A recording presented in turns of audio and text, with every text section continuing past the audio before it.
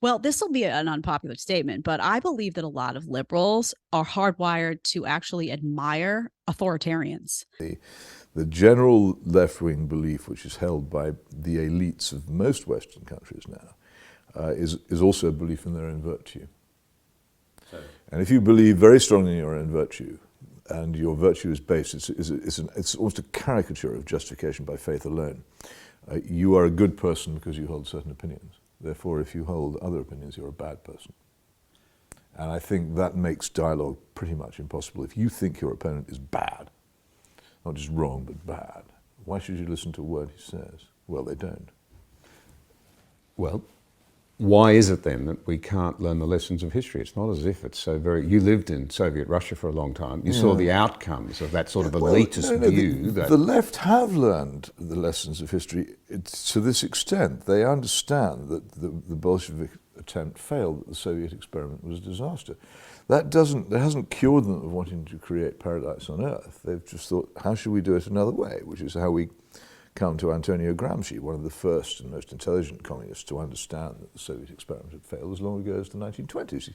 He realized that the civilized working classes of Western Europe were never going to swallow this sort of thing, that there had to be a huge cultural revolution before they ever would. And his ideas took root, particularly in the big Southern European communist parties, his own in Italy, in the final years of the Soviet Empire, and began to spread out beyond the communist parties themselves into the left in general, the ideas of cultural, moral and social revolution, not by violent overthrow, not through dictatorship of the proletariat, not even through seizure or sequestration of industries and banks, but through the capture by the long march through the institutions of the television studio and the university and the newspaper office and the publishing house and the school, so that after 30 or 40 years of that, you would control pretty much the public mind, and you would be able to get pretty much what you wanted. And it's clever, and you have to concede to these people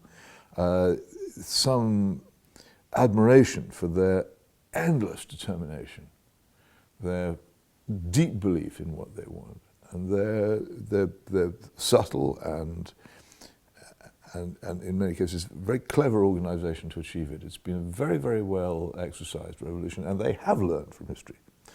The one thing they haven't learned, which I wish they would learn, is that they're wrong. That a lot of liberals are hardwired to actually admire authoritarians. I think they like it. I think they actually like that kind of glossed over authoritarian. The govern me harder, Yes. daddies thing. Tell me what I need to hear, the Brave New World model. I think they're just very comfortable with being led by the hand, and I'm going to do for you what you can't do for yourself. And the truth of the matter is, if they weren't, then the liberal policies themselves wouldn't appeal to them. There is a pretty significant segment of this country that's comfortable with authoritarianism, that likes it, and that wants to be told what to do. You know, Joy Behar wants to be, she's very comfortable with you telling her what to do. Not me telling her what to do, but if you're in a position of authority, you know, Bill Gates can tell her what to do. Right. You know, Bill de Blasio can tell her what to do because they know better. She's comfortable with that paradigm as long as they have a little D that says Democrat. And as long as she knows they vote blue, she feels like we're all on the same team. You're in a position of authority. Tell me what to do. There are a lot of conservatives that are hardwired to question authority and to question, you know, these people in positions who supposedly know better than you do. We're hardwired to say, no, you know what, actually, it's my life and it's my family and I know better. So we'll take that debate with you. It's a very, very different head.